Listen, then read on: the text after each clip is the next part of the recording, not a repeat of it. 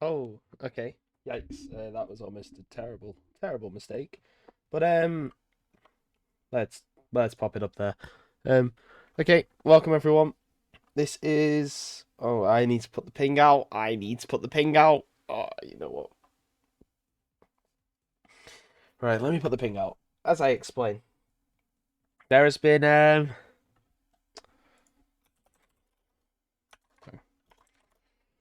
So there's been a little bit of confusion and a little bit of whatever surrounding whatever. Potato Esports had a replacement, so one of their players had left, and they didn't tell us until now. So Fuji Assassins, normally what we do is we give teams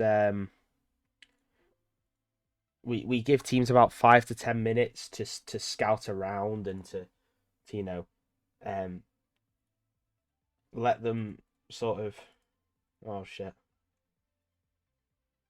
Yeah, bro, I'm so fucking far behind, like everything. It's actually incredible.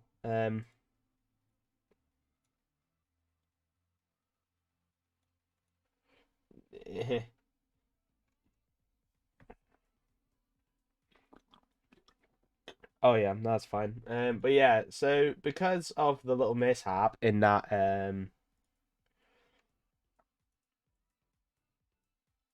basically Potato Esports didn't tell us or didn't tell any of the mod team that they had a replacement.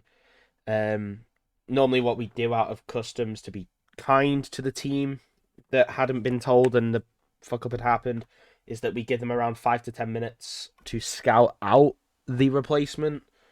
Um, and they have cited that they are using up the free time. So the team, so Fuji Assassins, are taking an extra 5 to 10 minutes to scout out the new player, which is perfectly fine. I'm not here to roast them. I'm not here to say bad Fuji Assassins. How dare you take out time that we offer to every team when something like this happens? How could you?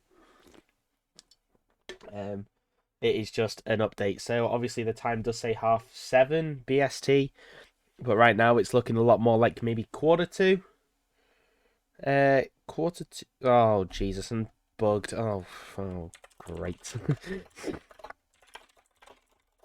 Okay, now we have to remake the lobby. Woohoo! Poggers. Also, hello Beth. I can just have a chat with the viewers because why not? Whilst I set up this next game, anyone got anything fun or to talk about?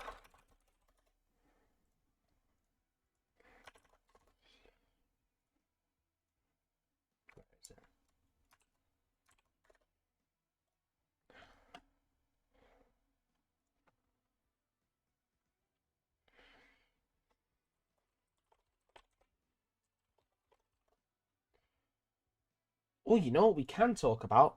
Um, we can talk about the standings and what this game means for the standings. What are the standings looking like so far? Um, I'm not sure if we are. Hi, Lauren. Um, I'm not sure if we. I have not seen the commentary video that they have done. To be honest, but yeah. Are we officially just saying that we can't cover Fuji Assassins versus League of Pogmore? Is that like the official stance? Is that what we're going with? Because if we are, I am more than ready just to say on stream the scoreline of what it was. Um,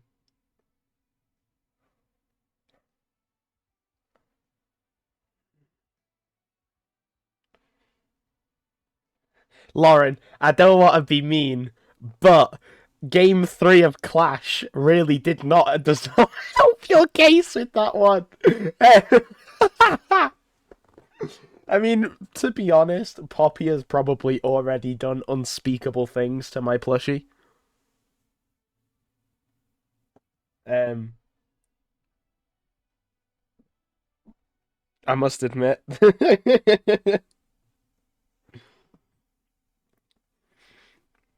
I also find this to be blackmail. Um,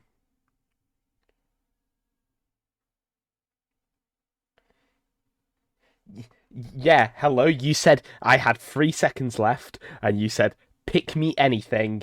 So I was like, okay, I don't know the matchups in top lane. Take an Urgot because I thought, ranged versus melee, maybe that'll go okay. But it turns out it's maybe not the best matchup. Hey, yo, and Urgot worked well with our composition. It was just a shame that one particular play happened. I'm not even. No, I'm not even. We're not gonna go into what happened in Coral. Not Coral, sorry, in Clash. That was just sad. That game 3 was just sad. Um, you know what? Lord, the dawn has left. You thought? I mean, I am just LS drafter, aren't I? Just LS. Oh my god. Um,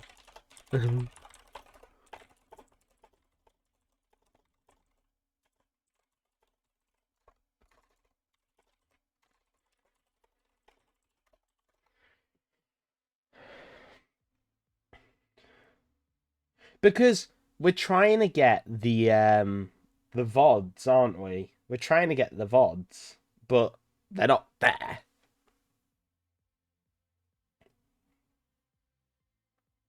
Well, yeah, well, no, it was. One play brought the Jinx back into the game, right? One play brought the Jinx back into the game.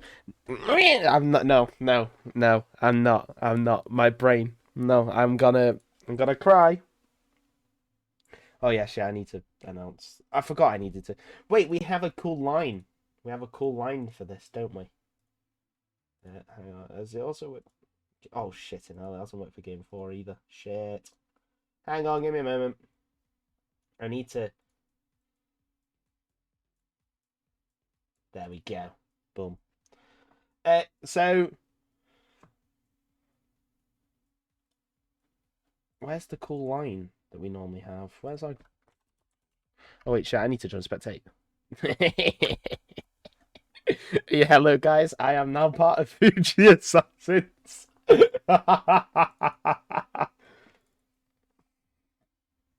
Oh god, I'm not.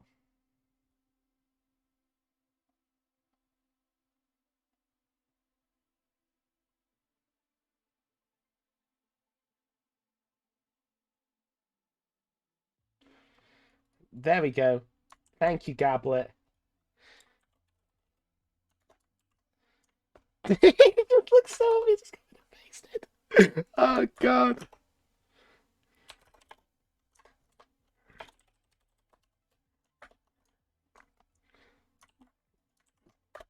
There you go. 161 people have just been pinged. Do assassins eat potatoes? Now that makes me happy.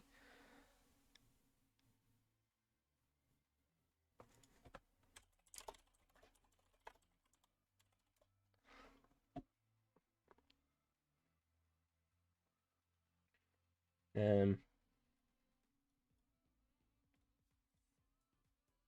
there we go. Yeah. You know what, Lauren? Though you know what, Lauren. You are my favorite top laner to play with. Unironically, it's very fun because you'll play fucking anything. Like even if you're shit at it, you'll play it, which is good. Nice to have.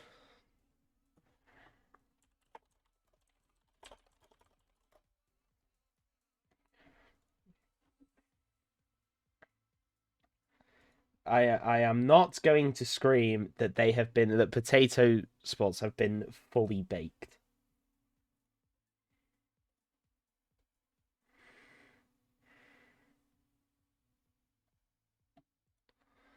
Um, but yeah, and what's the stand? So honestly, I think because the I think because the patch has happened, I don't think our VODs are gonna get covered. But anyway, hi Goncast, AMX Goncast. So obviously part of AMX. How are AMX doing actually? Let's have a look. Oh, hey, one win, 1L. That's not too bad, is it? When's our game? Lauren! Captain! How's the scheduling going for our game? When do we have our game? Is it? Yeah, I know the music. Is the music off? Oh shit, it's not very bad. I don't want it to be too loud. There we go.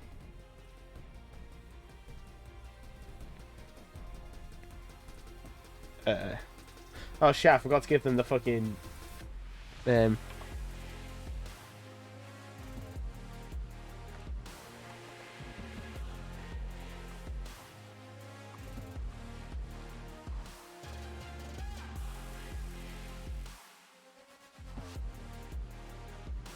Got to give them the links.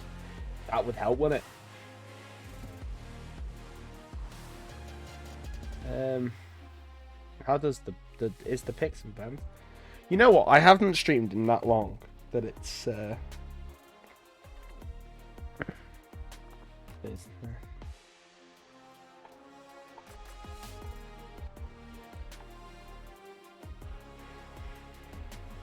oh. Manta Stabs is supporting Fuji Assassins. I mean, Fuji Assassins are currently on a Giga Turbo win streak right now. They have one win. Very pog. Now, obviously, we have yet to find out if the VODs can happen of Fuji Assassins versus League of Pokemon.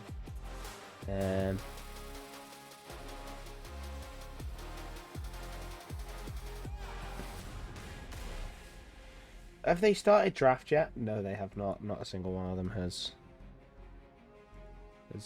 readied up yet.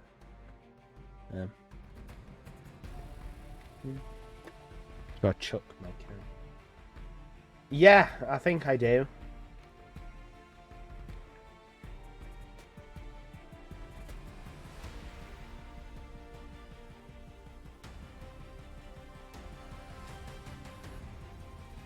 Yes, I'm pretty sure I have the new pick ban page. Unless you've changed it again. Or is it the fucking font? Is it the font?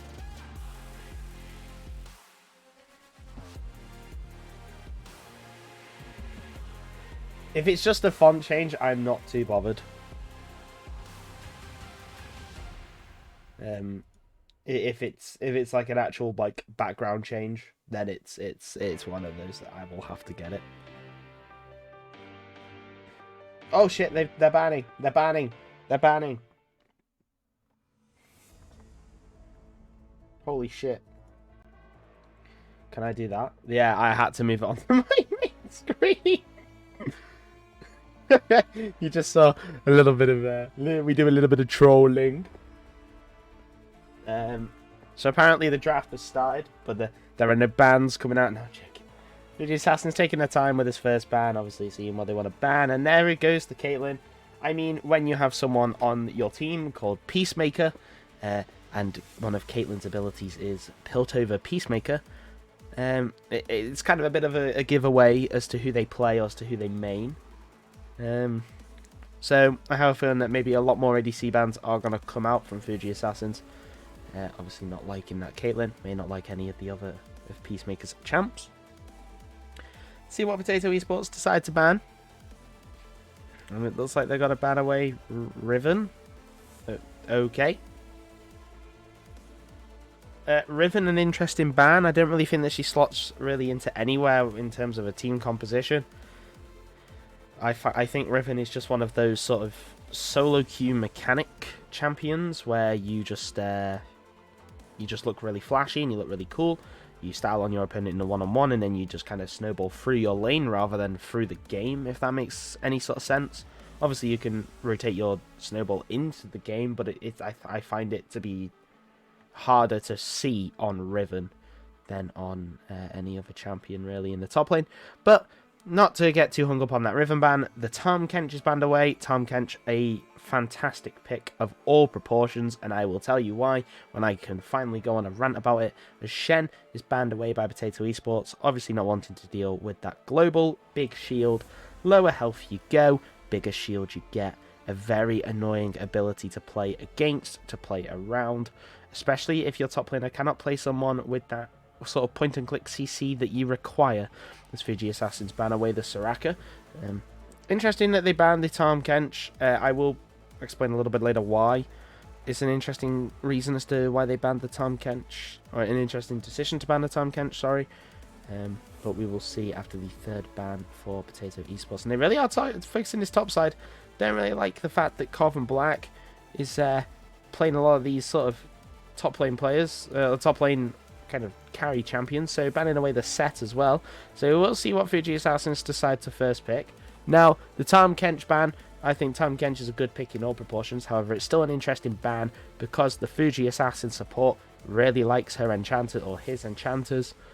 Does not like really those engagey sorts of champions, and obviously prefers to be more towards the ardent supports kind of spectrum, which makes it extremely interesting because, you know, Tahm Kench does not do well into any ardent support at all. I mean, I've not really played him since the rework. I was more of the Tahm Kench when Devour was on W kind of player.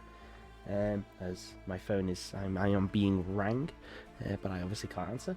So, yeah, I wonder whether the new Abyssal Voyage on the W makes Tahm Kench into those ardent supports a lot easier to play, and whether Maid Kitsune just really does not like that sort of matchup, where the engage can sort of happen out of nowhere. Anyway, Fuji Assassins, first pick of the Zeri, considering that their AD carry is called Zeri.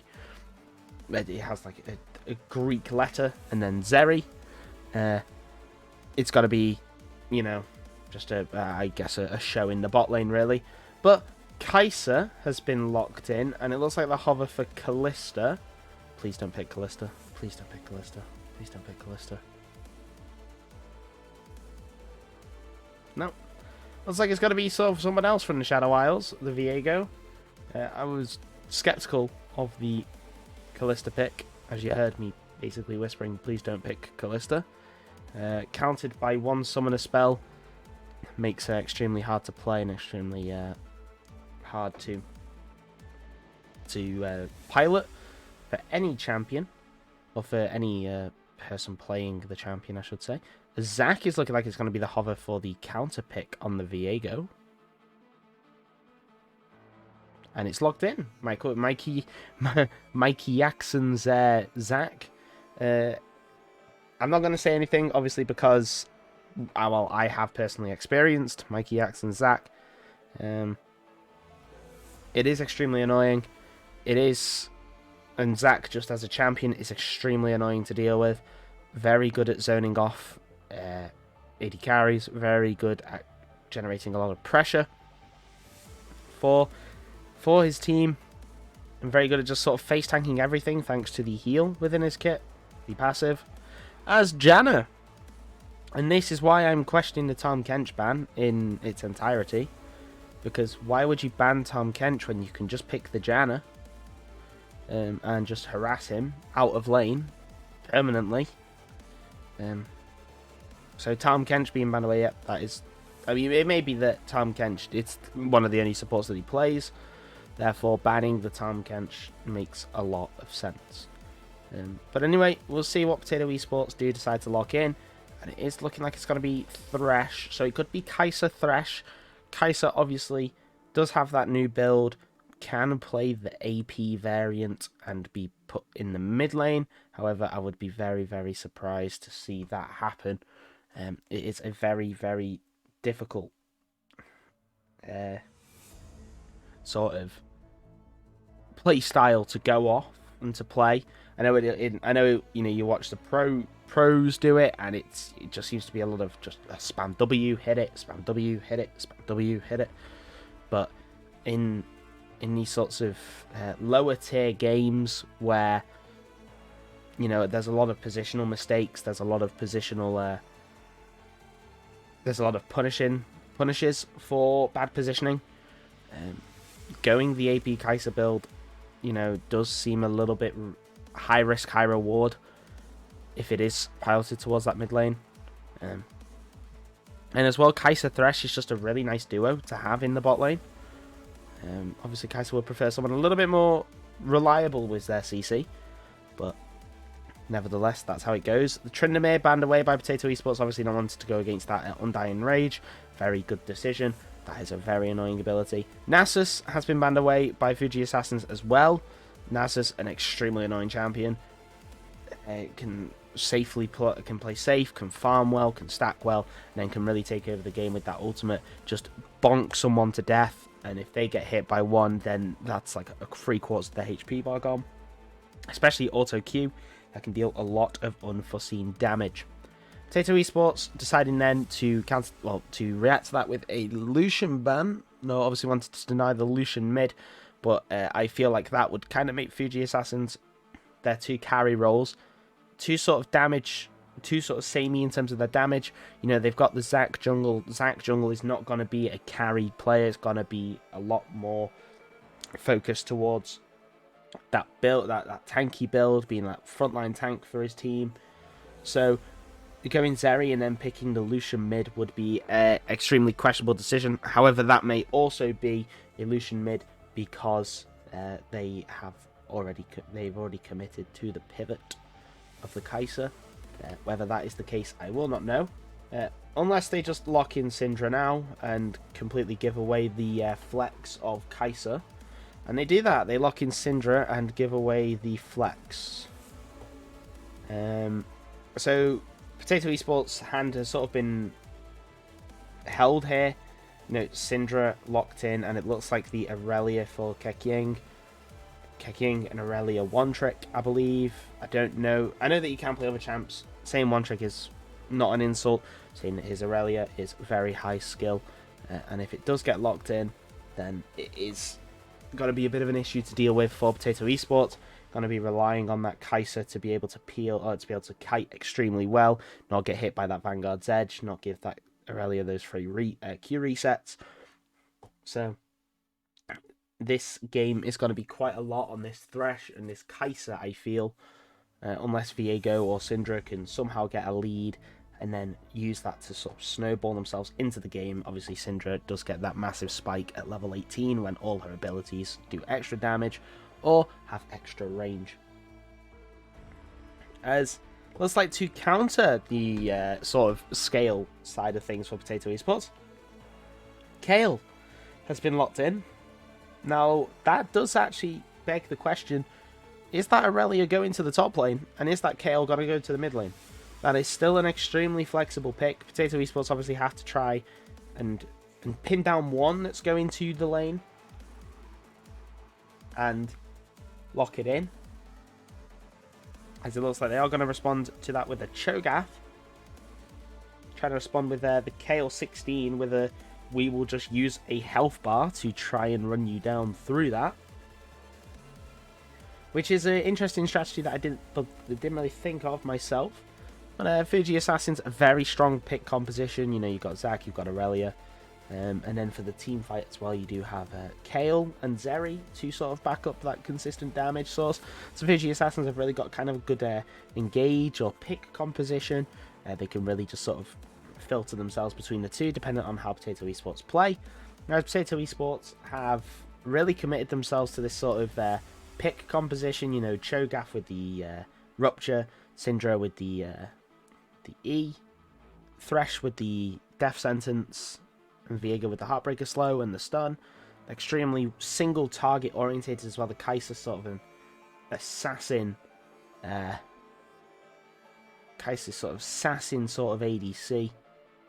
Very, very committed to this pick, whereas Fuji Assassins can obviously pivot between whether they want to full hard engage and play the team fight, or whether they can just go for one pick. And we do have a who win pull, so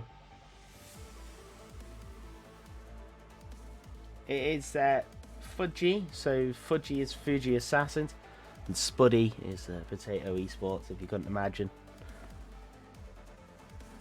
As I should probably message my mother as to why she's video calling me at this time, but it doesn't matter. We will soon be getting into hopefully game number 1, as we are waiting for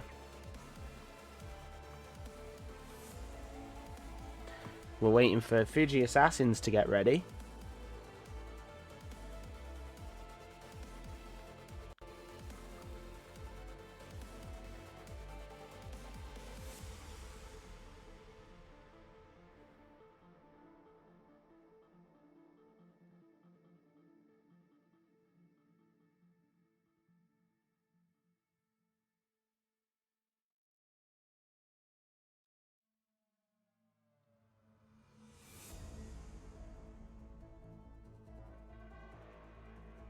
Right, Fuji Assassins are now ready. I mean, you can join. I'm just in the casting channel, so you can join if you want. I mean, obviously you don't have to. You can sit back, watch, and enjoy, or you can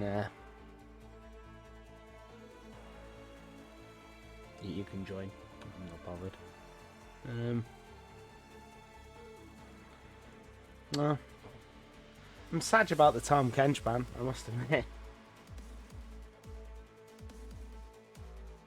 Has no one noticed what?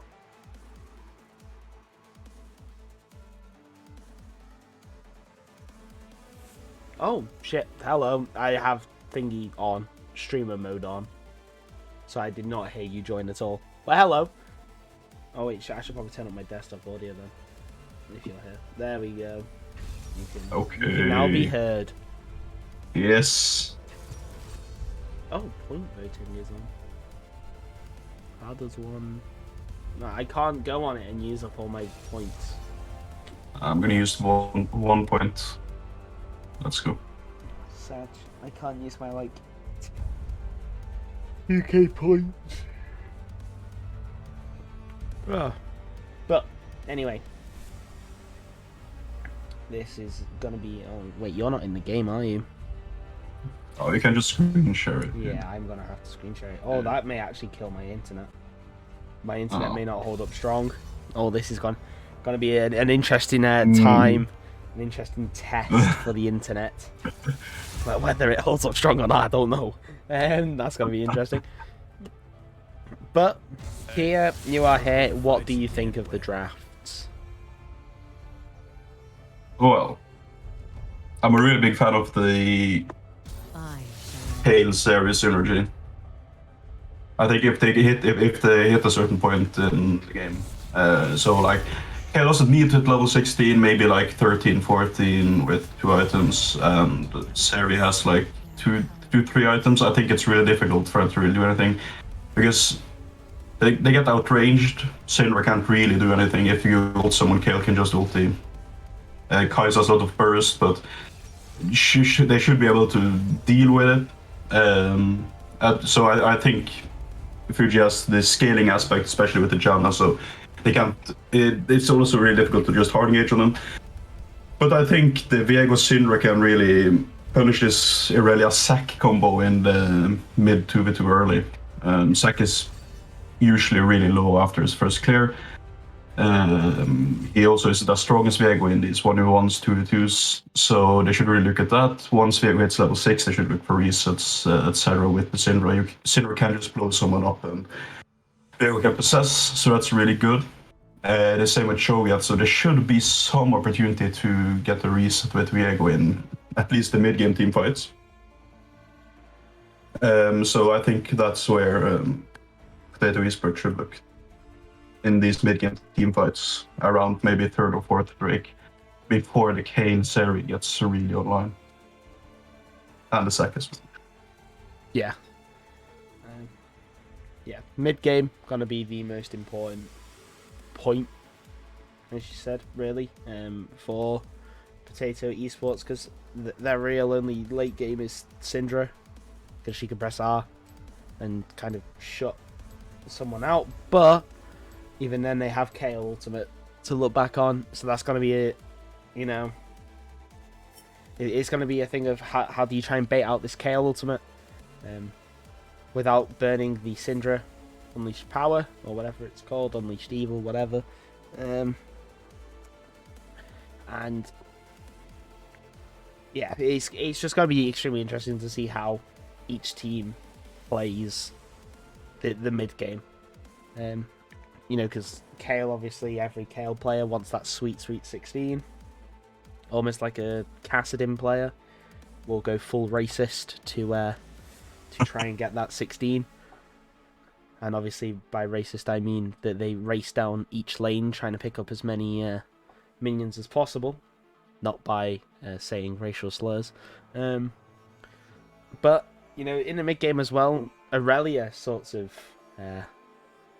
comes online, especially with Janna. I feel like the Janna Irelia synergy can go quite well because, you know, the Vanguard's edge like 99% slow, or whatever it is. It's some dumb slow, can set up really well for that new and improved fast tornado.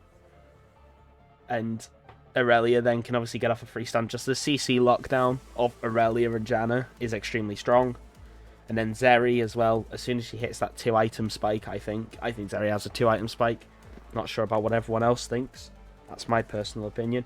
As soon as she gets, well, depends what items you go, but basically, as soon as she gets the Hydra, she becomes near unkillable, or does extremely well in those sorts of fights, sort of elongated fights, compared especially to Kai'Sa and Viego, I think, who are the mid-game sort of carries for Potato Esports. But you can't have a mid-game without an early game. That's the real. True. That's the real thing. If you're... Yeah, an interesting thing as well is that there's sort of magic damage on the Esport, right? And Aurelia can itemize it with Sand, Kayle can itemize it with Sand. Zac can stack magic resist early. Zeri can itemize it with Sand, maybe third or fourth item. So if the Syndra, which she probably will, goes for his full magic hand build, it could really get that as well. And if the Kai'Sa also goes for his poke build, it could also become very problematic. So even though I think the AP build is usually stronger, I think I should look for more of a crit build this game, because they just need that attack damage. Otherwise, the enemy team can just stack magic resist. They have a Zac that is quite strong at stacking magic resist. Red Visage is really good. Force of Nature can be decent as well. So if the Kai'Sa goes AP, I think it could be really difficult to do a lot. Peter, I don't know if it's your internet or if my internet is finally deciding to give up the ghost, but you are quite robotic. Yeah. It may be my internet, because my internet is well known to crash. Purely before a game. Are you ready? Has my League of Legends also crashed? No, it's not. True. The League hasn't crashed. The OBS hasn't crashed. The OBS hasn't crashed. We are in the building, I think. No, Discord overlay. Thank you. Well, Peter, apparently you can use spectate on me, and then it will work. Yeah, I can try. And you have me on friends list, right? I think so. I hope so. Yeah. Oil abuser. SMH. Let me disable. Yeah. Where's game overlay? There we go. Disable that. There we go. So it doesn't show up on stream. Easy money.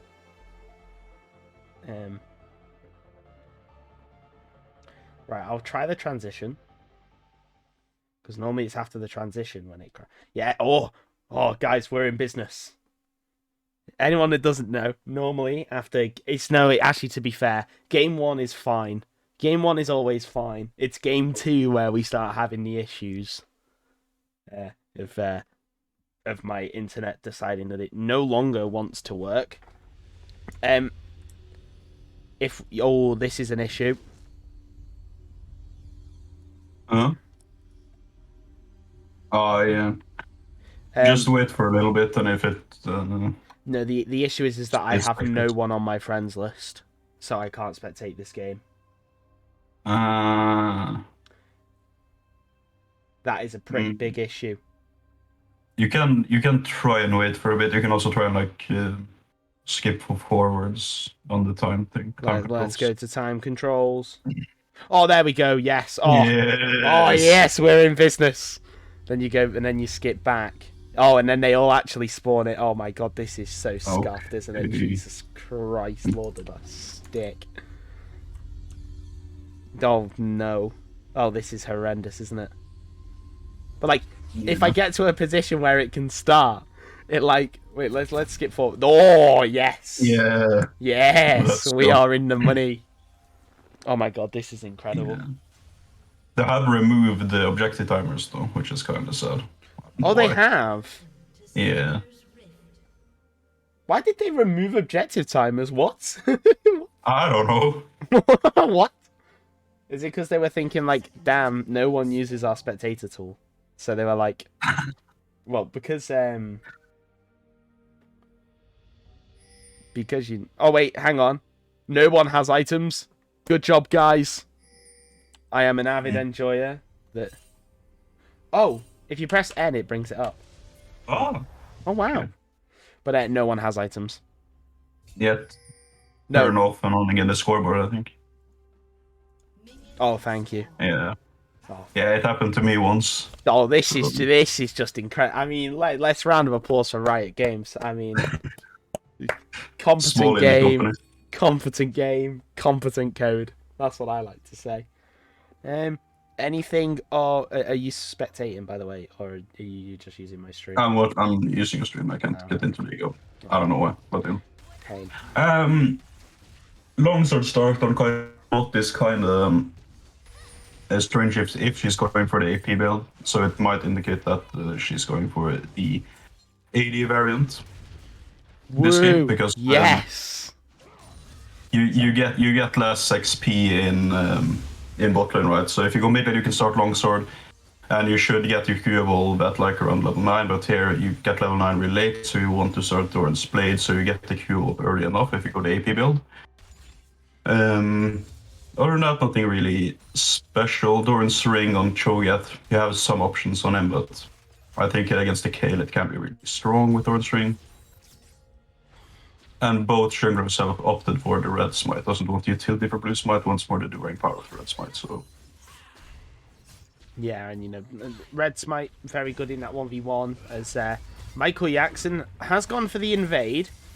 But Hector Boom is winning out on this 1v1. Does have the passive, does Michael Jackson? Oh no. Oh, that's so sad.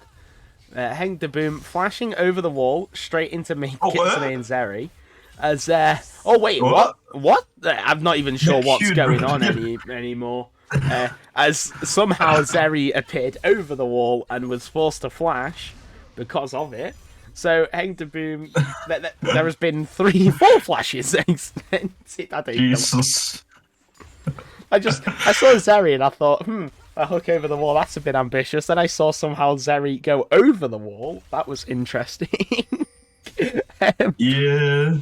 But nevertheless, in the end, Michael Jackson picking up that first blood on Hector Boom of the invade, just knowing that his bot lane had that priority.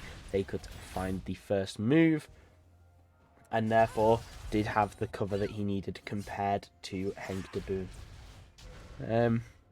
As Ket King now has taken a lot of damage from this Corrupting Potion start on the Syndra.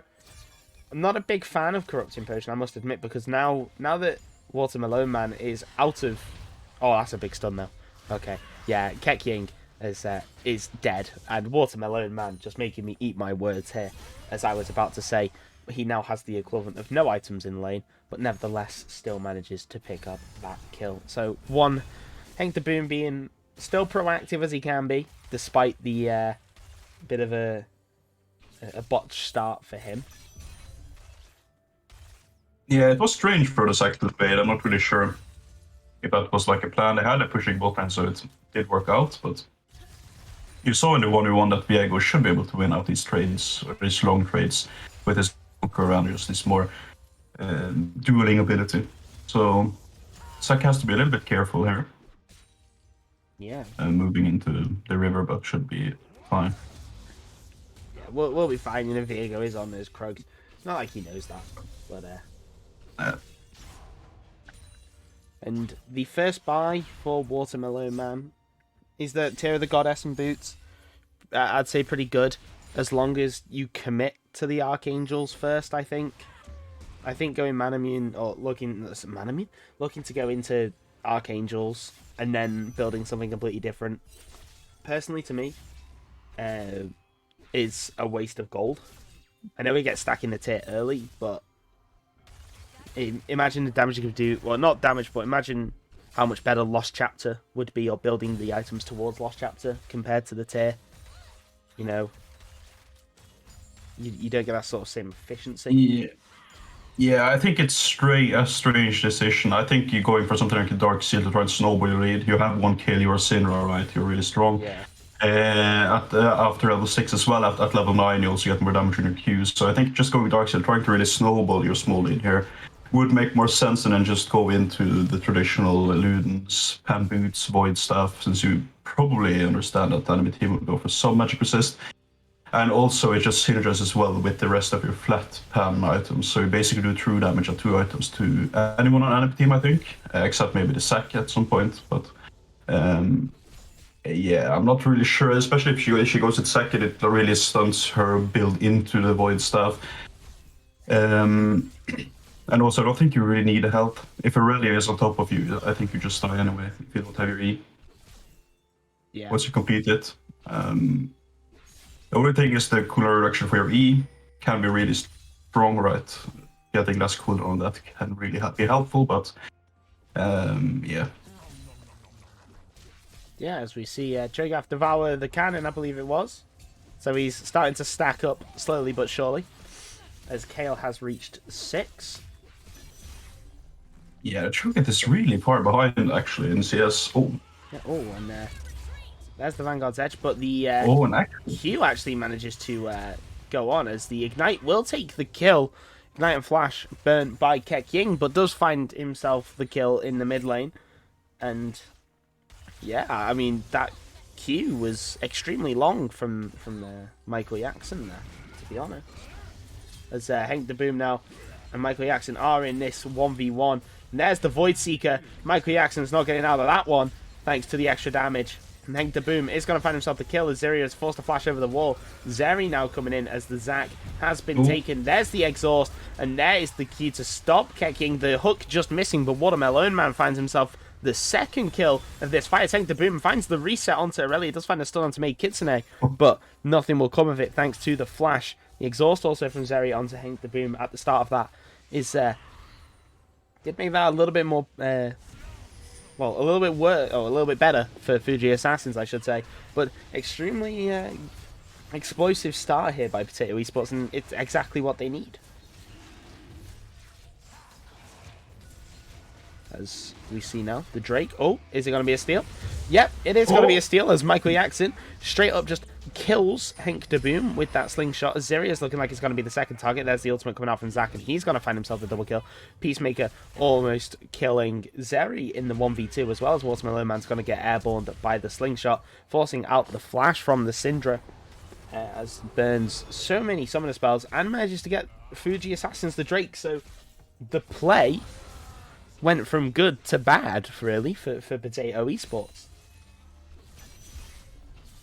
Yeah, and a 3-1 sack isn't the worst thing, of course. If it was a 3-kill already, I think you would be feel a lot worse about it. But of course, getting this sack onto his first item, which is quite a big spike for him. You know, tank items are usually stronger at the first item than most other items because they don't scale as well. They don't work as well together, right? You the more advantages you get, the more armor you get, the less effective they are. So he should look to utilize this advantage. Yeah, Goldie's taken down very low. Henk de Boom just coming to try and relieve some of that pressure, but never mind, as the Vanguard's Edge does land onto Keqing, lands the Vanguard's Edge, I should say. And just straight up solo kills Watermelon Man. And yeah, it's not looking good, to be honest. You know, Kayle has not really been touched in this top lane. Keqing is finding these solo kills onto Watermelon Man. And yeah, it looks really now like almost 50 CSD for the Kayle now. Yeah. Ooh. Has 20 more CS than any other person on in the game. Is it the 480 Doinby Rise or Doinby's Kayle CS hack? We will find out today as the airball manages to hit there. Goldie's got to hit the silence. There it is. There's the stun, and there is the devour. Gank came in, and there's no ultimate from the Kayle as the hook does land onto Zeri, but Peacemaker is going on to Maid Kitsune, deciding that that is the true focus of the fight. As now Zeri is left in the 1v2, And can it find the Void Seeker to proc that Plasma? No, Peacemaker cannot. It is still on that big cooldown. And Maid Kitsune falls despite the split focus from Zarya and Peacemaker, as there is another stun. The E from Watermelon Man, but it's just, there's no stun on top of it, so you can't really do anything, and trying to fight a 4-stack Aurelia is not what you want to do, even as Viego, as Watermelon Man falls for the 3rd time in this mid lane. Yeah, and this Syndra is just getting smacked now, honestly. And it will become even worse once she goes into a side lane in maybe like 5 or 6 minutes, unless they just want to 2-man mid or something, I don't know. But this Aurelia will be unbeatable in the side lane for a long time. The same with the Kale, when she hits that 2-item power spike, it will be really difficult to deal with her for anyone. So I don't really see a point of real pressure that Potato Gaming has at this moment. The only thing is Kai'Sa has is her first item can maybe be very useful in a dragon fight, but yeah, it looks difficult. Oh, Jesus. Yeah, King just dashing forward. You know, does have so many points on this Aurelia for a good reason. And I was just about to pick up on the Kai'Sa, in that this is really kind of the only positive point for Potato Esports, in that, you know, this Kai'Sa really out CSing Zeri on the Zeri. It's going to be really confusing when I say Zeri. But at least I know it's the champion. But the hard out farm and also the kill is a lot of positives, I think, to take away from Potato Esports, in that they still have a lane to play through. Hank de Boom isn't completely out of the game, as he does have a bot lane to work with. And Goldie just tanking up a lot of damage. Yeah, and also Kai'Sa is a champion that really needs this early goal. Really wants to hit these breakpoints where you evolve Q, evolve E really early, so you can get all the value from your spells, as we see another all in here. Yeah. And Keking, I mean, doesn't even have to use the Vanguard's Edge anymore. Watermelon Man isn't Q-Eing, he's just Eing, so there's no stun, it's just the gap, but Aurelia has this built-in gap closer to just auto-attack you to death, so it may just be inexperience of the matchup from Watermelon Man into Keking, but... Yeah, you really have to be careful at all times, right? The effective range of Aurelia with her Q is a lot longer than you might think. Once she maybe Qs 3 or 4 minions. Yeah. And as well, you know, it's an easy way for her to start procking up the Conqueror, I should say, because of the Q gap close. You know, you just get on top of someone, start auto-attacking, start procking the Conqueror. There's so much... Oh, and there's the stun. There's the Q forward, and Watermelon Man is going to use that ultimate, but it's not going to be enough. But there's the stun, and Henk de Boom is going to find the big shutdown. That's absolutely massive, especially onto this Viego. You know, he really needs it. As there's the Q forward, then the E. Interesting decision from Henk de Boom, but a defensive ultimate from Michael Jackson is going to mean that Henk de Boom can't follow up with a second kill. Yeah, this might mean fake for Potato Esports, though. It might, the Vig might be looking for this, and it will be a useful Drake at least. It won't be a Cloud Dragon, which with the Zac ulti, the Aurelia ulti, could be useful for them, especially the Zeri ulti, actually. It could be kind of strong, but yeah, it seems to be the Hextrack Dragon. Probably the strongest dragon at the moment, or the strongest soul. Absolutely, Assyria now. No knowledge of where this Zac is, and the Zac is going to finally engage onto Peacemaker, but Peacemaker is going to go away. The flash forward from Zeri as well as with the exhaust, but Zeri is still taking a lot of damage. Ziria is going to be the one who's going to be sacrificed to fall. Michael Jackson is going to go in thanks to that passive, and there's the Heartbreaker. And, ooh, Michael Jackson not falling thanks to the shield of Maid Kitsune, and Zeri's tanking up the tower. There's the ultimate coming out from Maid Kitsune just to keep Zeri alive from that tower shot, forcing out the monsoon there. And you know, Fuji Assassins, I think, getting a little bit cocky, a little bit over aggressive on their plays, but you know, this CoraL now, level 11, has reached that second spike. As the flash forward, and Henk de Boom is going to fall as well. And this is just... I mean, this is just kind of dominance all over the map from Fuji Assassins, in that they're moving together more as a team, really, than Potato Esports, and they are finding the kills for it. They are being rewarded for that. Yeah, they're playing really well, but you have to be careful now. Viego has one item, and if he gets one possess, it could be a one-team fight. We have seen many Viego moments, as we like to call them, before. So it's always something you have to be worried about, right? If the Seri dies there, and the Viego can possess her, it's probably a triple kill for him.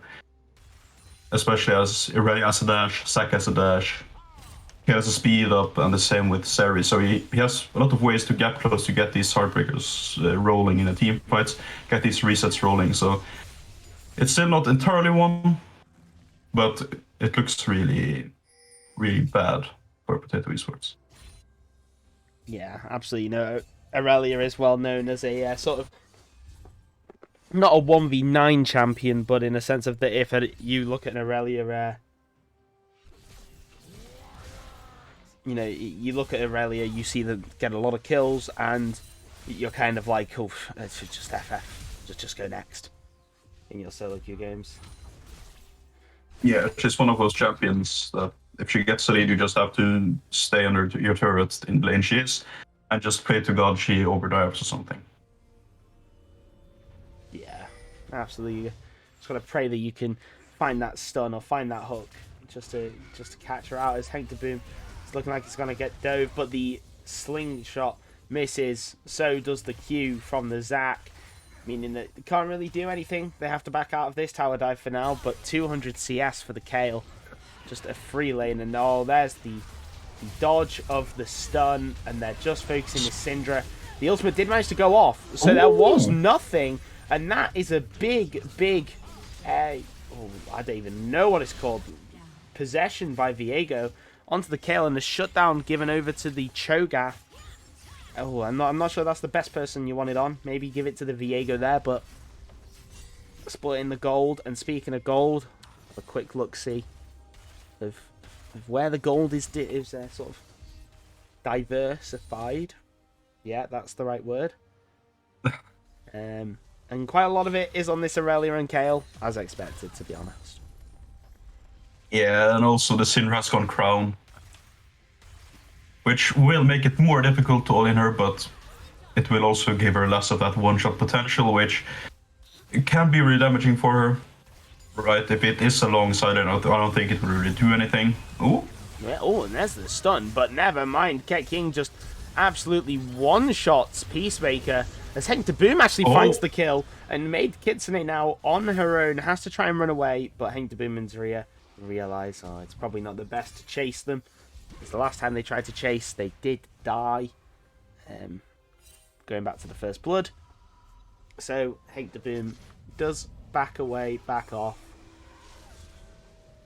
And, yeah, I think a good 1-for-1 for Potato Esports there, because you know, you need to sort of keep that mentality of, despite the fact that this Irelia has 7 kills, we can kill her. And if you're killing her, that's good for the mentality of the team. You know, they realise, or everyone recognises, hey, yo, you know what? We can actually kill this Irelia. It just becomes an issue when the CoraL gets involved. Yeah, Irelia with CoraL ulti wasn't really some fun. No, not really. Probably just a dead Syndra, no? No. The Crown of the Shatter Queen soaking up quite a lot of damage. And Michael Jackson having to, or being forced to back away because he can't tower dive without his passive. Or he can't tower dive confidently without his passive, I should say. And, you know, again, just it all comes back to just confidence levels, I feel, in this game, in that Fuji Assassins are looking and feeling extremely confident, as now Coven Black does take a 100 CS lead over his opponent. Sorry to single you out like that, Goldie. But you know, it's unfortunate. It's just showing sort of how free this CoraL has been left in the top lane. Because how in the world a CoraL has 229, 230 CS at 20 minutes without at least being pressured once is astounding to me. Because she was pressured a little bit, but even then, it wasn't, you know, majorly pressured. It was just one gank. It does look like Peacemaker has been caught out, Ooh. but the Vanguard's Edge does miss. The Heartbreaker has come out, but Hang the Boom is extremely low. Keking's flashing forward, just try and find the kill, but there we go. They just go straight onto the Kai'Sa after Hang the Boom was not a possibility. Zria now is going to be the next one to fall. There's the stun. Zac picks up that kill for his Dark Seal. Because, yeah, I bet you didn't notice that Zac had Dark Seal. And it's just, you know, maybe Potato Esports are sort of they're flinging between the extremes, I feel. They're flinging between the extreme of, oh, we can't really fight, back off, and then we can fight them whenever we want, and that's not really the case. Yeah, it isn't the best look for them here, but they will just have to probably just mental reset, look forward to next game, and maybe they're already talking a little bit about next game here, because I don't really see a real way of getting back. So just already start now, since there will be another game. Just start now to mental reset, think about the next game, and just get this game, just behind you. Yeah, probably. I as much as I am one to, you know, fight until the end and say no, we can win. I do feel like, you know, if the AD, I honestly feel that if the AD carry was someone different, Jinx, Aphelios, either one of them two, it would be a different story. It would be a case of just play through the Aphelios or just play through the Jinx, and maybe, just maybe, they can, you know, 1v9 seemingly and carry the game, and, you know, you have just 4 sort of meat shields for them. But because it's a Kai'Sa who's extremely short range, has to get into the range of Aurelia to be able to do anything. As CoraL TP's behind, I think they're just going to go on the Fresh here because the Fresh has been left behind. Yeah, Kai'Sa retreating to the Cho'Gath to try and get away. But CoraL is there. CoraL has the speed up and does flash forward onto Peacemaker, and he falls extremely low. Is the red buff going to do it? Yes, the red buff is. And CoraL now on the board, 2 kills and insane CS, and it's just, yeah, it is a go next. I really feel this is just a go next for Potato Esports. But, you know, not to completely write off this game, they have had a lot of good plays. You know, Hank de Boom getting a double kill. This Cho'Gath in the top zone, top lane, as King just decides that no longer deserves life as Hank de Boom dies trying to steal the Baron, and so does the Cho'Gath. Zeri maybe next, because I feel like he's got to get slowed up by the Zeri. Yep, Zeri is just doing Zeri things as Michael Jackson, with that Demonic Embrace second item, deals a lot more damage than you would expect for a Zac. Yeah, it's just Peacemaker between Potato Esports and or Fuji Assassins in the win, I should say. Yeah, and also I really don't like the Sonya second there on Syndra. It's like you're going Crown, you're going Sonya second. Like, when are you supposed to damage? If you're going to win this game, you really just have to. Even if you're behind, you have to just all in on damage, get your damage items, and hope you get a good fight where you can one-shot some of them, get a reset or something. Otherwise, you just lose the fight anyway. You can't really out-sustain a CoraL, a Aurelia, Zac, Zeri team comp with a Syndra who's going full tank. Then you could have just gone on like a Malphite mid or something instead.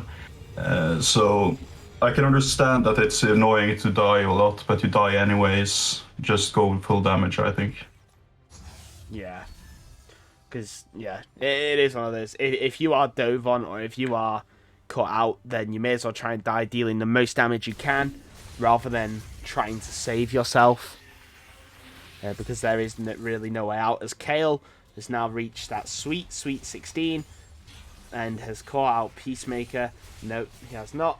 Does not manage to land the Q. Slow, so we'll back away. Yeah, we also have a death stance now on the Relia, making it even more difficult to kill her. We have a Bork on Seri, so the There's the Cho'Gath heal will from. just be shredded as well. Yeah, there's the Kai'Sa gone. I think that's really the last bastion of damage. You do have Viego, but Viego has to go into melee range against Aurelia and Kayle. I mean, not like you can even get into melee range against Kayle. But still, nevertheless, the Kayle Zeri combo didn't even have to come out, really, in its full entirety before Fuji Assassins took over the game. It was all through the mid lane this game. As they now look for the final fight, the Kayle is going to use the ultimate of Fresh, almost using that box to allow Warzone Alone Man to try and take over this, but Maggie Jackson going for the dive. Keqing forced to flash as his blobs fall, but that is the end of matters. Fuji Assassins take game number 1 against Potato Esports. Yeah, and just a really dominant win. I didn't really think the game were out of their hand at any moment in the game. Like, just a few poor fights early. I think Aurelia got killed once early, so it looked kind of bad there. But after like 7 minutes, it just looked like their game to lose, to be honest. Yeah, absolutely. And as we set up for game number 2, we will take a short break where you will literally just hear music as usual. And yeah, we'll be back in 5, maybe 10 minutes as we get game number 2 set up and ready to go.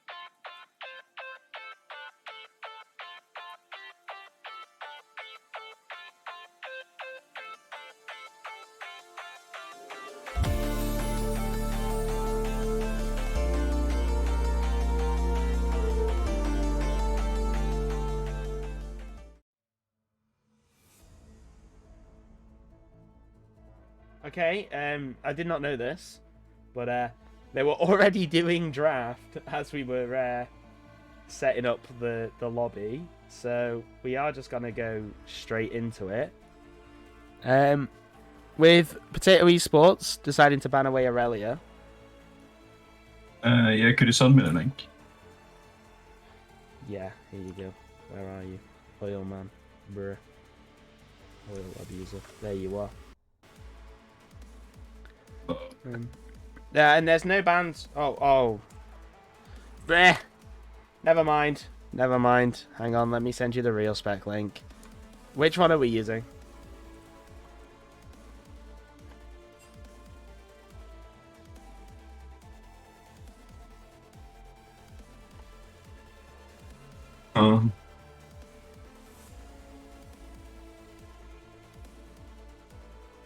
I am confused as well. We are currently clowning.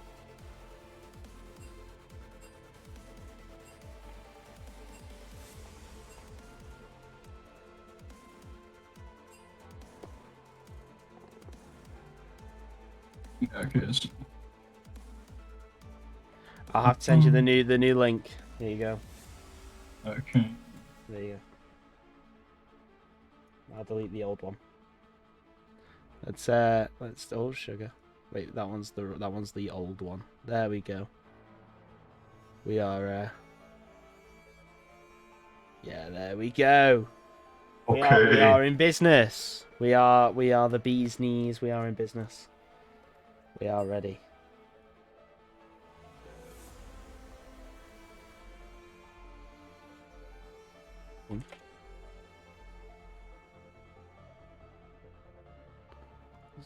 Oh no. Huh? Okay. Okay. We have. I was about to resend link. But it's okay because so Potato Esports, we're gonna get underway with a straight away a Aurelia ban. Yeah, and a Tom Kench ban.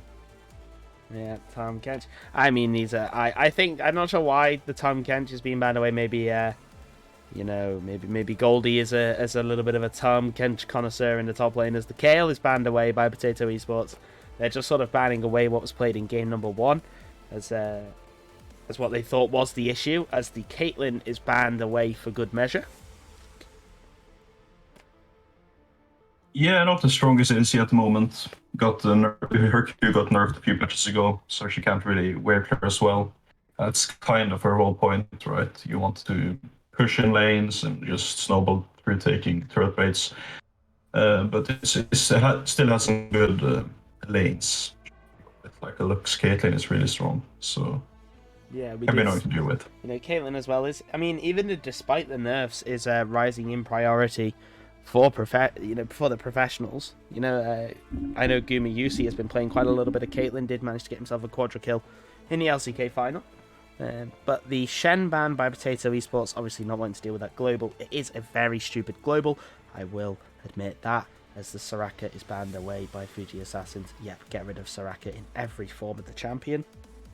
The buff that they did, where she can get rid of anti-heal on her ult, is disgusting and should never have been added to the game, because then that makes anti-heal worthless after level 6 against Soraka. Yeah, and also the change of Moonstone has made her lane sustain better because she gets more healing from her Q after it stacks up, so will also be more annoying lanes. As you see, Volibear first pick had a really high prio in Fnatic versus Rogue. We saw Rasberg really pop off on that champion, so has a lot of early game strength. Especially as we've seen with the Predator, can really look for good gank angles, just run people down and stunning them. Has a lot of damage with WE. Also decent jungle player, not the best, but yeah, really high. Yeah, as you said, really high priority. It is rising as well in priority. Volibear starting to feel stronger again. Maybe it's because of specific item nerfs. Maybe it's because of specific item buffs. Not too sure why, but he has just decided to come back into the meta and be a nuisance. Zeri is locked in again. Zeri really didn't have that much of an impact on the last game. just managed to really not die, and that was it. Hopefully we do see a little bit more of an impact when you name your account after a champion. You know, you're one trick and you get it. You know, you want to see some impact, you want to see some gameplay. Whereas all we saw last game was kind of the Zeri letting the team do the carrying for her. As the Yuumi is locked in as the appropriate support, so Potato Esports can get a complete counter pick on the bot lane. You know, maybe pick someone that can lock someone down, you know, or can try and match the poke of Yuumi. No one can ever match the sustain.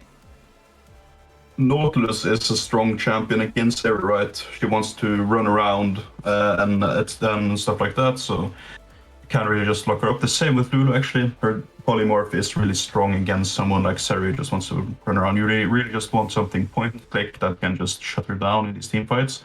And Jinx Lulu is a really oppressive lane as well. Should win out on the 2v2s. And also the push early. Yeah, absolutely. And seeing a Jinx locked in does make me think that Fuji Assassins are gonna just pick, something like an Olaf. You know, I mean, what else will we pick? You know, just unstoppable, a lot of healing. There is a lot of healing, and you know, Yuumi Olaf as well, extremely potent duo, can find themselves a lot of kills. Either way, Fuji Assassins are looking to ban the Nasus again. However, Potato Esports are going to try and thin out that top lane champion pool, or whether they're going to try and thin out the mid laner. Tech Ying's champion pool, yet to see. Yeah, what you can do in Blue Sides is you probably assume that they will leave the counter pick for the top lane. You can just ban out two. You can think about what you want to pick in top lane now, and then just ban out two really strong champions against that champion. If you're really afraid of doing something like that, you could also just ban out the strong solo laners like Victor or Rihanna. Yeah, go robot. Go robot pizza time. But I will reiterate what you said in case people obviously couldn't decipher it. From the binary code, Peter basically saying that you could obviously look to ban out two strong top laners that can counter what you're looking to pick, because you may want to assume that Fuji Assassins are going to leave that counter pick to the top lane. Or, if you really want to, you can ban out some strong mid lane champions that are good in the laning phase, or that work kind of well with the Olaf, especially as a good enabler, such as Orianna, or just general well-scaling mid laners like the Victor. Not sure why you would look to those bans. Obviously, Peter, hopefully when he comes back, can elaborate a little bit more, as it now just looks like Karma is just a full let's enable Olaf or let's enable Zeri team. Really dependent on...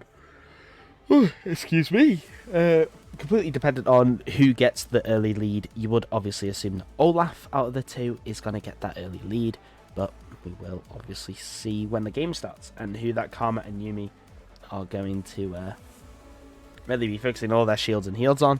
It's Potato Esports looking to sort of match the sustain, really. Volibear has a good chunk of healing. Lulu with the Jinx can match the can somehow match the hopefully the shielding power of Yuumi and Karma. So Dr. Mundo as well with that ultimate. And LeBlanc. Oh, I do not like that. If you want to be really spicy as Fuji Assassins, you could just go for something like a Vayne top to just punish this Mundo.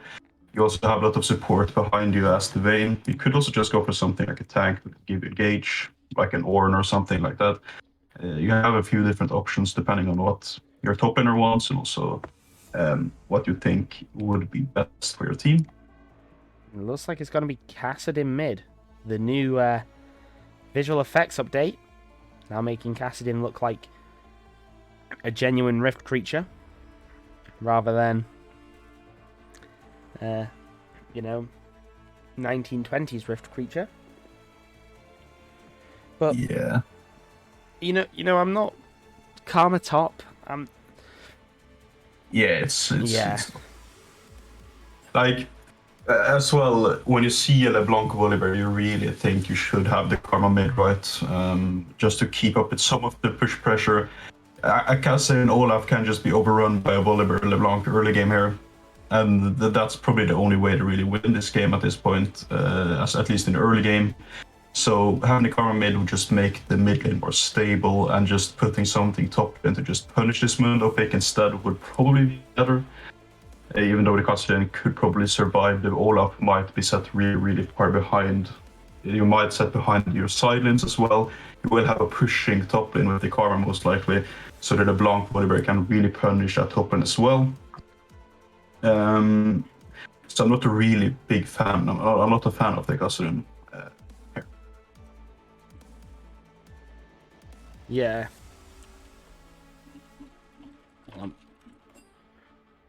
Just telling Fuji Assassins to basically go when they're ready. We are just waiting on them to complete the ready up. I don't think he's in the chat, but hopefully one of the Fuji Assassins can pass on a message that he can. Michael Jackson can start the game whenever whenever Fuji Assassins are ready. And but yeah, I can see why the casting pick.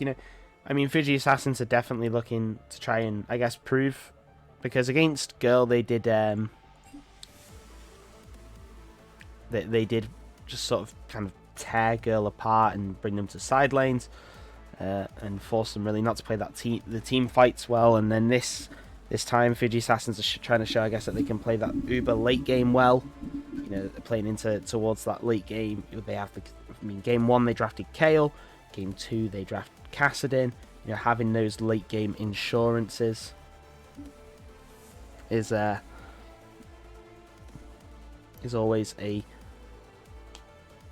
I guess a decent draft, really, because you do have but my only sort of question for Fuji Assassins is sort of, what do you do in the mid game where if Olaf doesn't manage to get this big lead that realistically you're sort of counting on him to get? Because if he doesn't get as big a lead as you'd hope, and the Jinx and the Volibear are still somewhat in the game with the LeBlanc, then Olaf can't really do as much, and Kassadin still needs that time to scale into the game.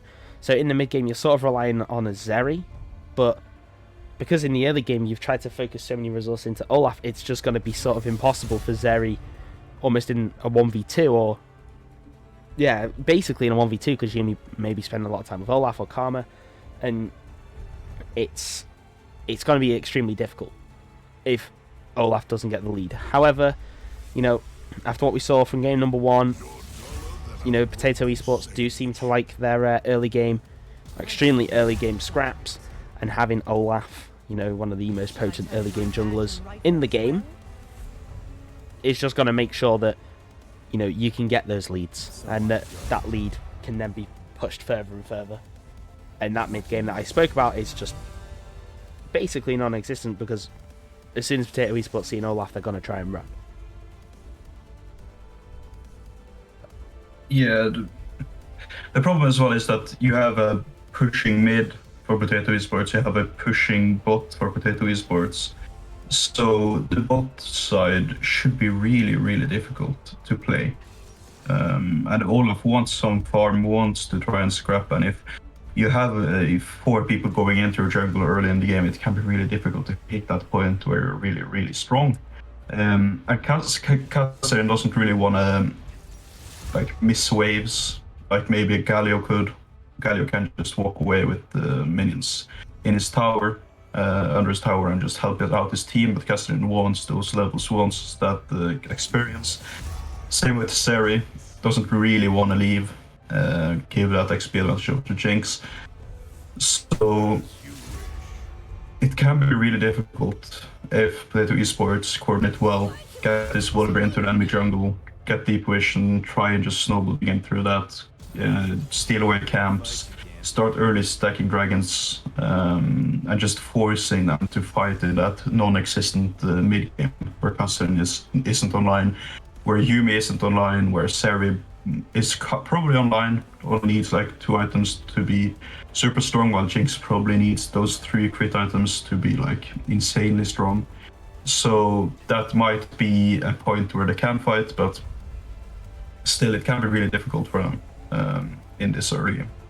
Yeah, I mean, as well, you know, in that mid game, if say it does not go perfectly well for Fuji Assassins and Olaf is behind, and Zeri does have those 2 items, I mean, she's having to compete with a volley bear that can just dive on top of her, slow her down, dealing with a Lulu that can polymorph her straight away, and it's not, you know, it's not fun to play into a volley bear who's ahead, especially as an AD carry that doesn't really look to build that Lord Dominic's regards, because you don't get that extra damage off the Giant Slayer buff, basically. But that's because, you know, Zeri builds health. But anyway, I'm digressing.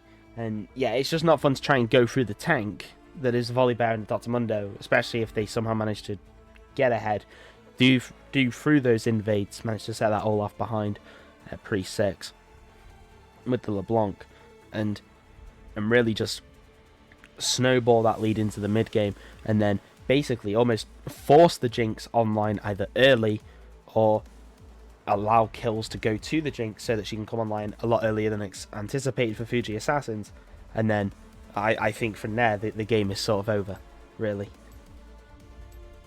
Yeah, the only big problem, or the biggest problem for Potato Esports is there isn't really a target for a Blanca at a certain point. Once you has a few items, she can just sit on Zeri. You can't really one-shot an Olaf, you can't really one-shot a Kassadin. At a certain point, Karma is possible to one-shot, but still, if you use all your ability on your Karma, you can just get one-shot by everyone else.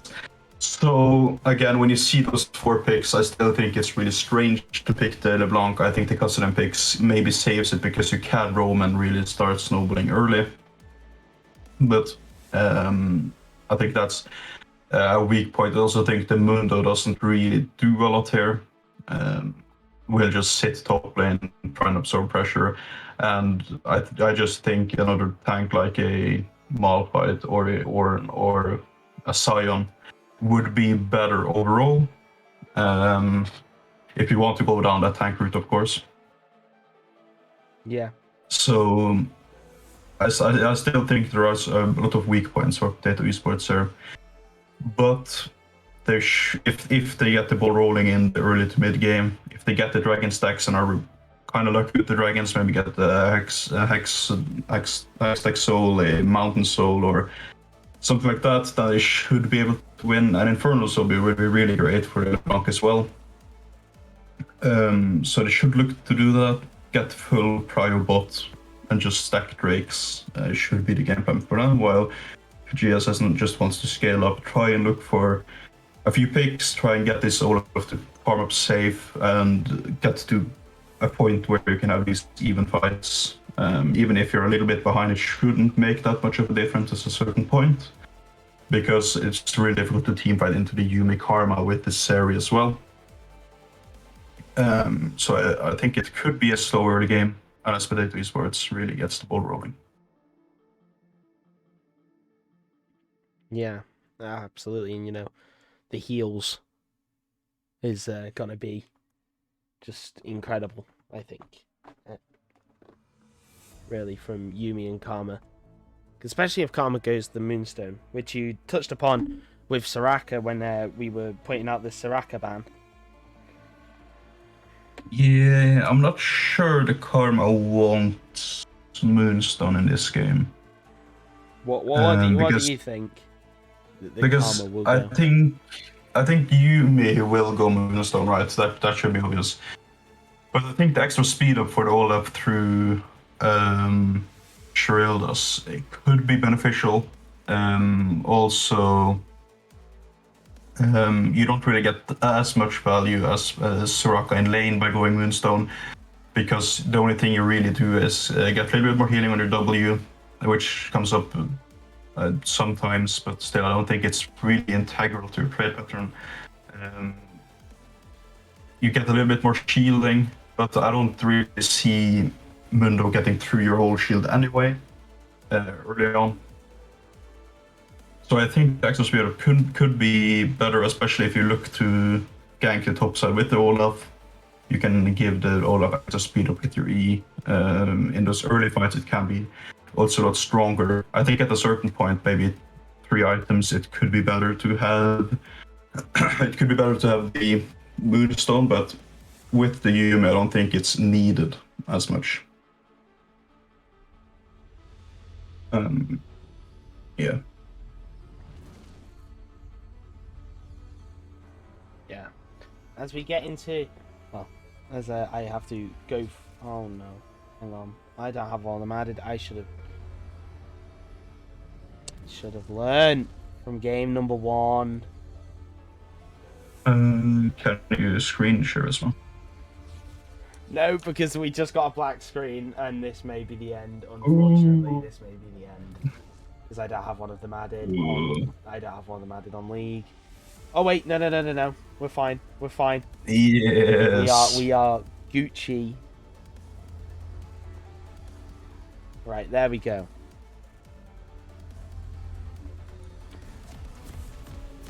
Right. Okay. Let me get up. Let me transition it. Yeah. Pray that it works. I think it's working. Actually, Ghost on this area. I think that's fine. I think we're good. Oh, we're good. We're good. We're Gucci. Okay, that's fine. Okay. But yeah, Ghost on the Zeri. I think that's just purely because they have a Yumi. Is that a Glacial Augment Lulu? Huh? Huh? Glacial Augment Yumi? I have seen the Glacial Augment on the Lulu. I have seen that before. It's Summon Airy on the Yumi. I'm sorry if my stream is at 144p and just pixels. But is it? Why you get it from the ulti? Is that the thing? I guess. I guess so. Because I mean the polymorph as well. Does that classify as hard CC? Yeah, I think so. Okay. I think it's really strange. I'm not sure what she's going secondary, but then you can't have what sorcery and yeah, okay. So she's not going sorcery second. She's going soul, bone painting, and rightless, I guess. Also, the bone painting is just strange as well because you know you're gonna get poked by the Yume, so I'm not sure what the value is from that one. Interesting. I haven't seen that before. Yeah. Extremely interesting. I haven't either. We'll see if it's good or not. We will make our decision as Watermelon Man is Michael Jackson just invading early again. There is no cover or no roam or no movement, I should say, from Watermelon Man or Goldie. So Hank the Boom forced a flash, and Michael Jackson again just takes his took his Raptors and just went straight into the blue side. I think. Yeah. So the thing is, when you go for an invade like that and you only get one camp, his camps will respawn faster at the level up. So you kind of delay your own pathing, right? Yeah. Well, he actually stole the ground. Oh wait, as well. never mind. So Watermelon Man's just got to find the solo kill in the mid lane. As you're talking about that, I did not expect that to fully go on. I thought it was just going to be a little bit of poke, but never mind. Watermelon Man finding the kill in the 1v1 against the Kassadin, and the scaling is not starting extremely well. Yeah, it's gone for the nerfed Kit Woodwork. Got nerfed this patch with all the other sustain changes. So doesn't get as much value from that as previously. It might have been better to go just electrocute and try and go for small trades. Sometimes you just have some sort of pressure maybe, and then just have resolve secondary and heal up with something like that. But yeah, I'm not really sure what's the best at this point. Yeah, Casting's in that weird stage where I think Electrocute does too little for what you want it to do. And Fleet Forward now, after the sustain nerfs, as you mentioned, just isn't the most optimal rune choice for him for the laning phase. Maybe you are just looking at holding the electrocute, try and give yourself a little bit more sort of help in the laning phase in those small trades. When you're against someone like LeBlanc, you can't really look for that. You have to sort of play it safe, respect the early damage that LeBlanc can do, and play that, and try and play that lane well. But you know, good for Watermelon Man to get our solo kill, especially after what happened in game number 1 on the Aurelia.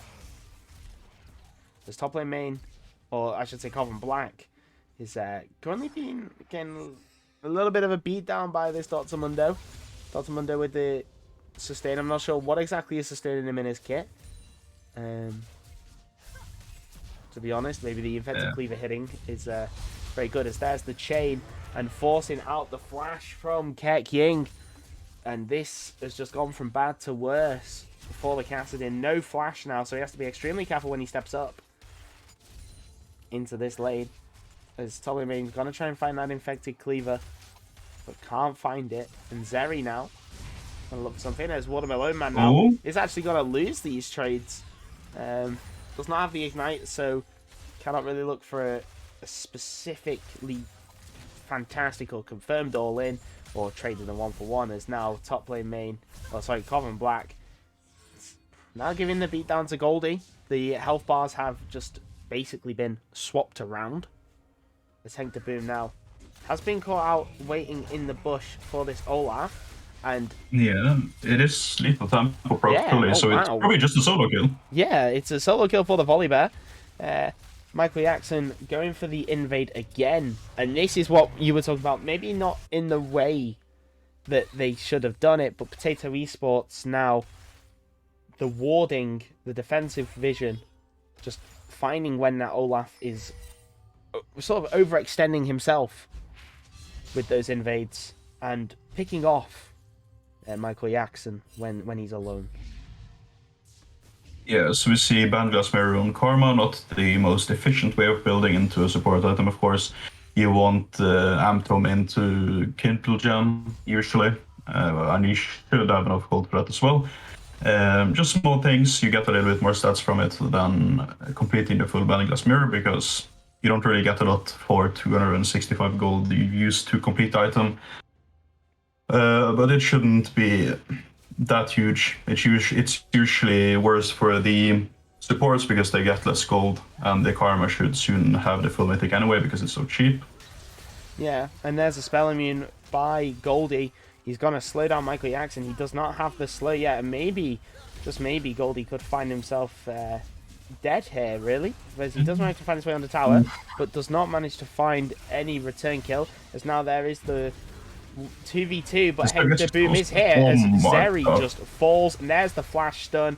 Maid Kitsune is gonna fall, and it's a double kill for the Jinx, and that is just, well, what did we say about the accelerating the Jinx, taking that early game, or those early game wins, trying to accelerate this Jinx, and that's exactly what they've done. Yeah. Double kill over. Also transitioning that into a dragon, which is what they need. They want to force this guy to fight before he's level 16, which they will if they keep on stacking these dragons now. It will be a mountain second, which is actually kind of good on them. There isn't really a lot of champions on enemy team that really wants to go into this magic ban early. So if you get that as well, get a little bit more armor and magic resist, it will be difficult for them to deal with that before they get something like a void staff or something like that. And also in the late game, you also have a Volibear and a Mundo who probably has stacked it a little bit, and the assassination potential from Kassadin will be worse as well on the Jinx because she has a little bit more resistance. Yeah, and this could again be another solo kill. There is the Ignite available. It just needs... Oh, no, never mind. Watermelon, I'm not going to burn the Ignite there. I think that, honestly, if the Ignite was dropped, then maybe a kill was on the cards. But, cast Imagine to use that Rift Walk away. As Director Camera really likes to show us the fact that Coven Black is beating down on Dr. Mundo in a ranged versus melee matchup. Extremely expected as a spell immune. And now you can Yeah, just there's see some. yeah. This is Really just...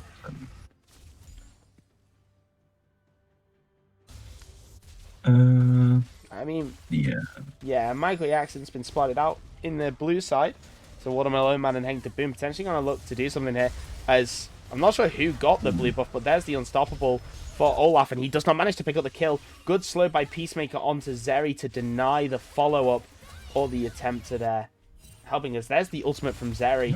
Zeri burning out extremely defensively before even knowing if that gank or dive was coming. As the zap is going to connect onto a minion. There's the polymorph. Polymorph, that means that Maid Kitsune can now deattach, start getting the shield. And the shield, never mind, is just gone stripped straight through by Jinx with that zap. And that's a lot of damage onto Zeri, despite the heals available by Maid Kitsune. Yeah, the polymorph didn't proc the glacial augment. No. So. Oh! Maid Kitsune trying to tank. I think if Maid Kitsune actually stayed attached, then that wouldn't have connected. Yeah, maybe. But yeah, Watermelon Man is going to get shut down here, but King flashing out. There's the ultimate from Volibear. Does manage to get the 1-for-1. And Potato Esports, this game, I don't know, they have just turned it up a notch. There's the ultimate from Yuumi. Gonna root up the Lulu. Lulu has no ultimate. It was on an extremely small cooldown. There's the Ignite, and Yuumi managing to pick up the shutdown onto the Jinx. But I think that is... that's actually really good, I think, for the bot lane, is that Maid Kitsune got both of them kills. Not good for Fuji Assassins as a team, as a whole, for the dynamic of what they want their composition to do. But Yuumi getting that double kill, I think, is good for the bot lane.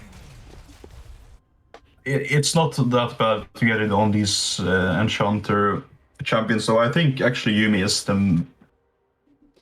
the best hyperscaler in the game. Even though you see a Kassadin, at a certain point Yuumi will just jump around and just... Yeah, whoever she's on, she's just making them insanely powerful. They have a lot of people who synergize well with her as well. So getting her to that early Moonstone wouldn't be the worst thing, especially as her items also just stack, right? You get more healing and shielding, you get more mana regen, which will make it possible for you to just keep on healing. When the Chompers connect and Zeri falls again. And there's the exhaust onto Maid Kitsune. Peacemaker can't exactly do anything as the Wild Growth is been forced to be used by the Lulu to deny the kill by the tower. And there is the root going on to the Kassadin. Kassadin is going to use that Q to soak up a lot of that distortion damage thanks to the magic shield. And yeah, now suddenly King does have somewhat of a foothold in these trades. And Watermelon Man looking for that extra bit of damage before the recall coming in for Cat King. Yeah, we have a Gale Force completion now on Jinx right before the dragon fight. LeBlanc not opting to recall before dragon fight, so we'll probably not be able to join it if it starts right away, but it seems like it won't, so it isn't the worst thing in the world.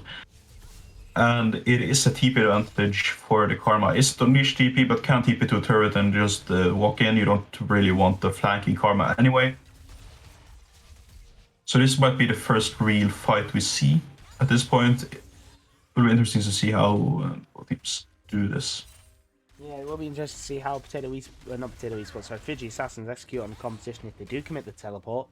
And it looks like they're not going to. They do recognise that the control has been dropped. They are dragging the Drake out. And there's the ultimate coming in from Volibear. And is he going to steal it? No, he's not. He's just, I think, a little bit too early on the smite. The exhaust produce, and as well the ghost from Zeri. The ultimate from Yuumi as well, so quite a lot used to make sure that this Volibear did die.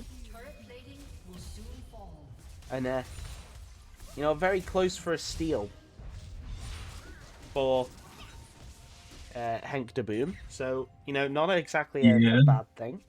And, you know, considering that Fuji Assassins are down in kills, yet they are up in gold, I'm very intrigued as to see where this gold is.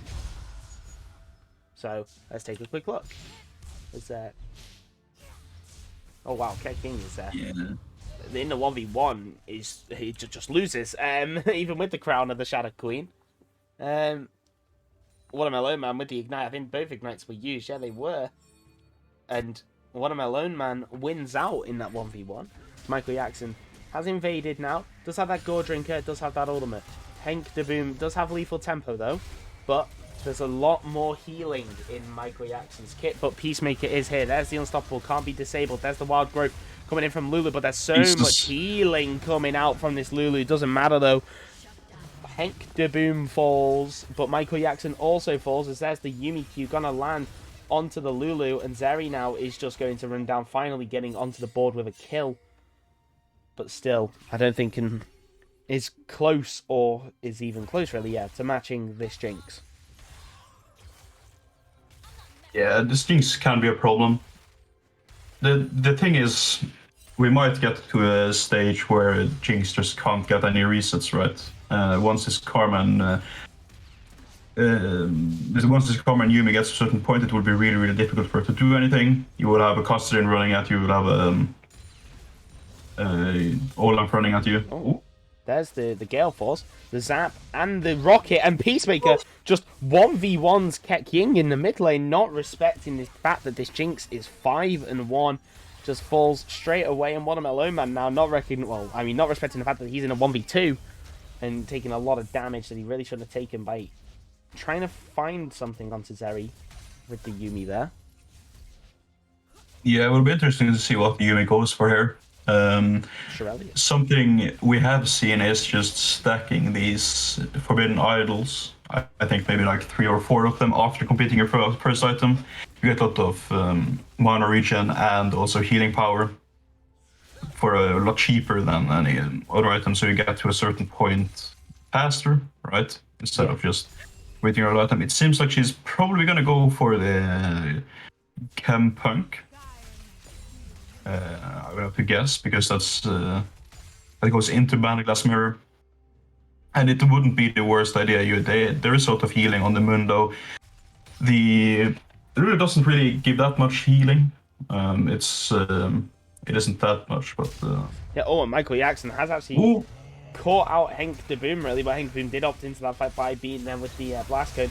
And here comes the Karma with the Moonstone Renewer. Goldie is forced to flash over the wall. Can't do anything to try and help that as Peacemaker now again. As there's the Rocket, but it's going to miss. And is he going to go for it? There's the flash. And shut down by Ket King.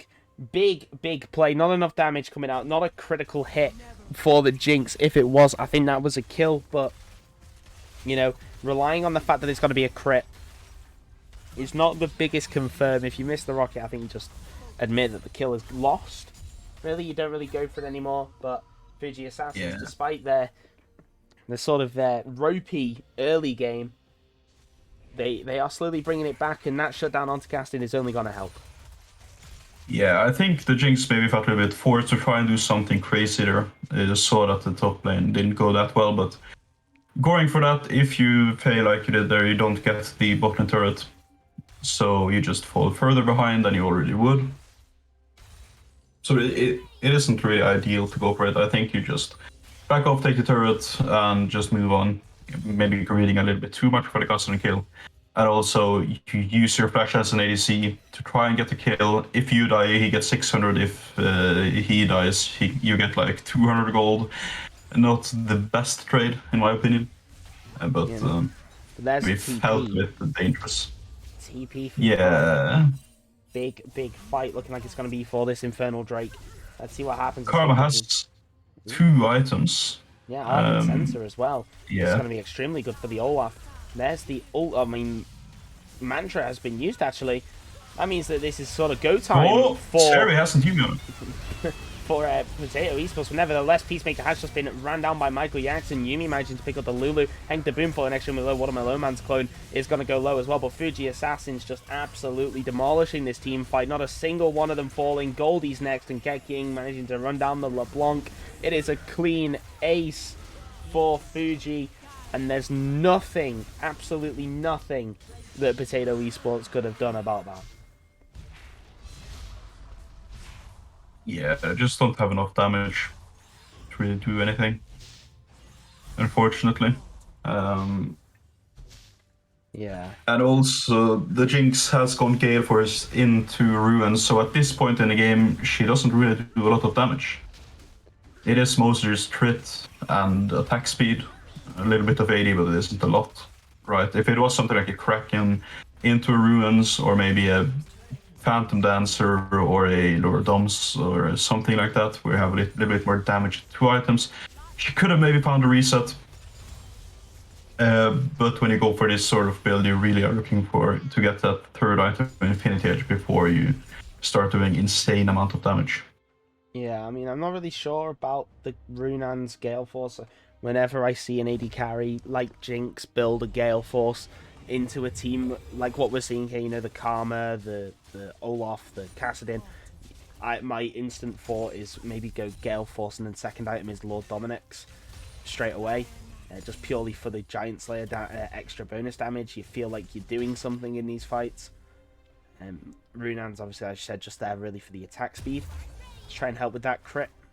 And attack speed, no more attacks to get out, more chance you are going to crit, more chance you're going to get a reset, really. I think is the thought process there, but I'm personally not a big fan of that build. I am more of a Gale Force, Lord Dominic's Infinity Edge enjoyer myself. Yeah. It is better than Rapid Fire. So. Yeah. We can agree on that. Jinx Rapid Fire build is back. Anyway, seems like Peacemaker is going to grab an objective bounty. And Zeri is just going to eat over the wall, dodge away that chain. And as Michael Jackson and Maid Kitsune both spotted out on a ward.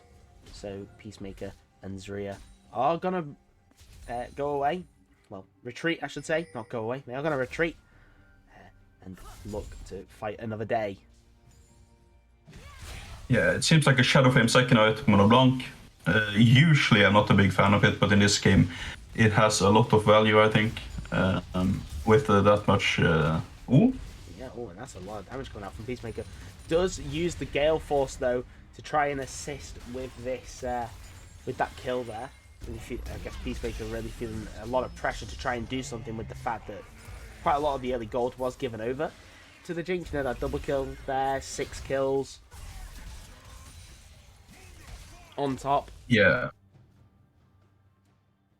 But, you know, yeah, Fuji Assassins are looking extremely, really in control of this game at this point forwards, you know.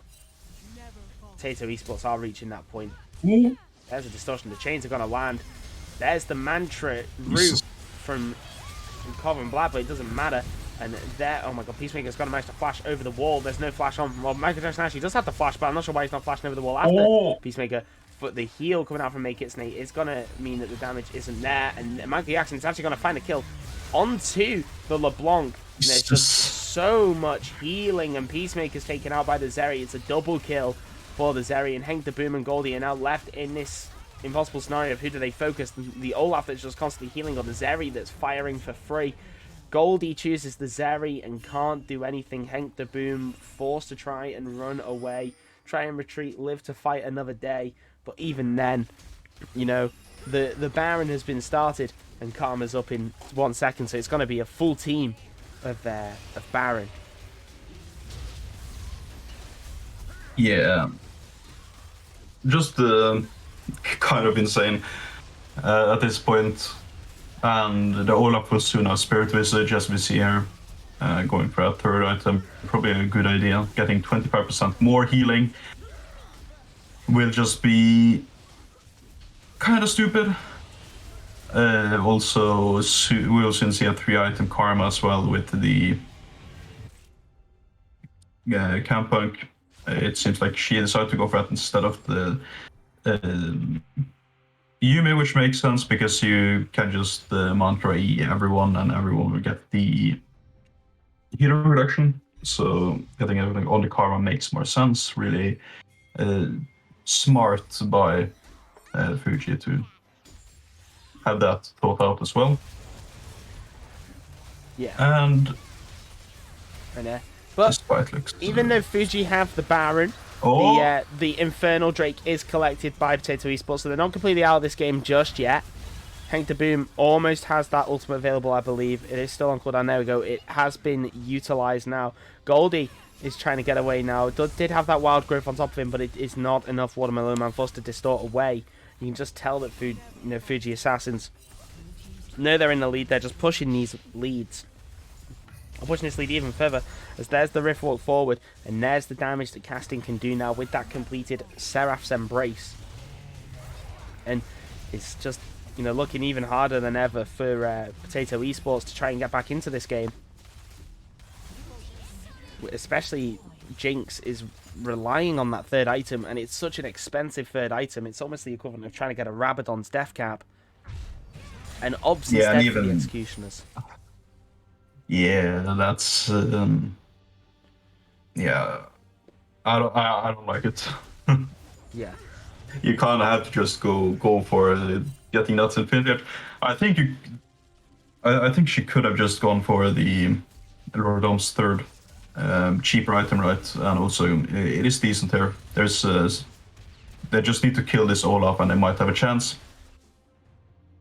And with the PF Sword and Executioners, it's 2.1k, so it would only be around 900 gold away from that item if you're just going for that one. And especially as both Volibear and the Mundo is going for Thornmail, and we see Lulu going in for the Campbell, it isn't really necessary to go for Executioners at all. Yeah, I think it's a bit late to really go for the anti-heal. I know that there is anti-heal. I mean, as well, especially when Lulu was looking like she's building into the Chemtech Putrefier, no real reason for you to have the Executioners calling in your build. As well, when you're getting the most expensive AD carry item in the game, in the Infinity Edge, as your third item, and you need it. Deviating from that in any way, shape, or form is not what you want. Just no matter how greedy it is. If you're gonna be greedy, at least commit to being the greed. At least commit to the greed, don't back out halfway through, really. As Watermelon Man almost gets taken out completely by Zeri there in a Mantra Q, but Peacemaker does manage to pick up the objective bounty, but recognizing that there's no Jinx, Fuji Assassin push forward. I should say Fuji Assassins push forward. Zeri picks up the double kill, and this could be the end. All Michael Jackson has to do is deny the Jinx the base. Just waiting for the minions to come in. The minions are soon in. Well, soon crashing into the tower. There we go. Ket King and Comeback and everything. And Michael Jackson still doing his job, just chasing this Jinx, trying to get this Jinx down as Ket King falls extremely low. Made Kitsune denying all that damage, though. There goes the second turret. There goes the Nexus. And this has been a bit of a sketchy game for Fuji Assassins. But as soon as that, that minute mark hit 20 minutes, they were in control. And commiserations to Potato Esports. Obviously, they tried their hardest to take down the Assassins, but they could not. I guess I was told to. The Potato Esports have been well and truly baked after